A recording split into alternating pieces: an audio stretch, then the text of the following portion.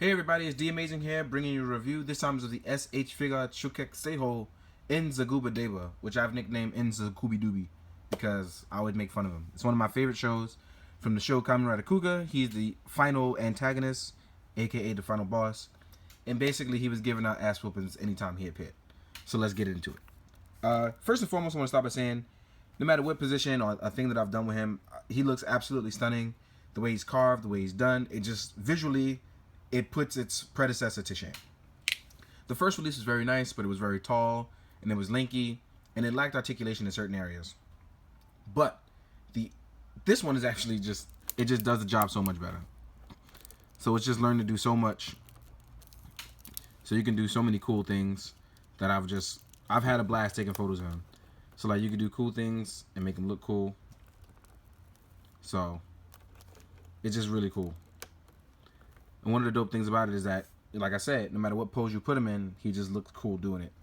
So, N-Daguva-Zeba, let's get into your review. So first and foremost, visually it's appealing, but it's a huge step up from originally what it looked like. And this is more closer to the way he appeared in the last few episodes of the show. So you have the nice solid gold up top, the dirty gold here to talk about his amulets, and just the linto look of him. And as you can see, they went with the carved footing. It's just overall, this is what he looked like, you know, and it looks dope. He wasn't a super tall character, so he's he doesn't have to look extremely tall. And they did a cool thing like with Kuga, where the ab crunch is almost invisible on the character. So it rotates all the way in and out. And even though the shoulder pads are on the arms, like I said, it doesn't hinder any of the articulation whatsoever. Please be careful for these. These are actually really sharp. They're soft, but they're sharp. They can still hurt you. So I just want you to be careful. Same for the sharpness of the claws on the hand. All my joints are really tight. The hair on the back may hinder articulation a little, but it can actually move just enough because it's on a ball joint that you can still get the maximum amount of articulation. The gold tassels, movable. With some hot water, you can bend them a certain way if you really wanted to. Same way for all of the belt tassels. So it's pretty dope. First and foremost, like even with the belt tassels, you get maximum points of articulation. You can rotate side to side. There's pretty much no hindrance in articulation whatsoever on this figure. Besides the fact of being visually stunning and me being biased, this figure is dope as hell. It's one of those things where you didn't think they would do it again, and because they did it, it came out absolutely stunning. They just did a great job here. One of the cool things I want to point out, like I said, its original predecessor, when standing next to it, although it's taller, it just doesn't look as good as the new one. So as you can see, it's taller, but it lacks details, the black wash. Just overall, it just doesn't look as good. I just prefer this one so much more. So you, my friend, are going to go somewhere. You'll probably be turned into something else. So if you don't really enjoy the Kuga figures, you can at least visually appreciate this one. Now, he doesn't come with a lot of accessories because this character is just a cold-blooded killer. So he comes with 2 closed fists, which you'll see here.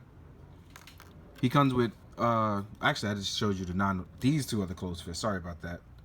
And he actually comes with fists with the hole in it so you can actually put accessories or weapons in there. But in my opinion, this is the only drawback because I think this is too small a hole in the thing. But I'm pretty sure, if I remember correctly, there was an episode where he held a particular weapon, and that's what these hands are for. Then you get the sort of relaxed palms for him.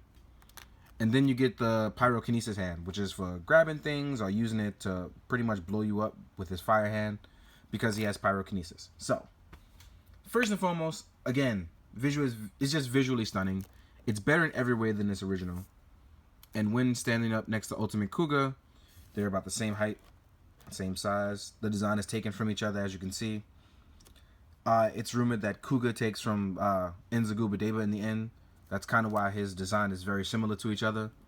But overall, I just love the fact that I finally got these 2 in a way that they did them justice, and I'm incredibly happy about it. If you didn't already pre-order this, I advise that you do, or you try to order it to find a way to get it, because this figure is dope as hell. In the meantime, guys, oh wait, let me compare it to like a Marvel Legend for you guys.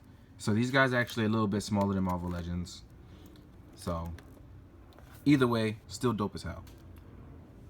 But I'm really enjoying these figures. I hope you guys are. If you haven't looked into the Shinkocchou or Renewal or real bone carving, whichever way you want to translate it. I advise you do. The line is really dope, and I think you should all give it a chance. In the meantime, guys, I hope you enjoyed this real quick, simple, and to the point review. You're drinking your water, you're being good to everybody every day, and I hope you guys take it easy. Keep your hearts full, guys. Later.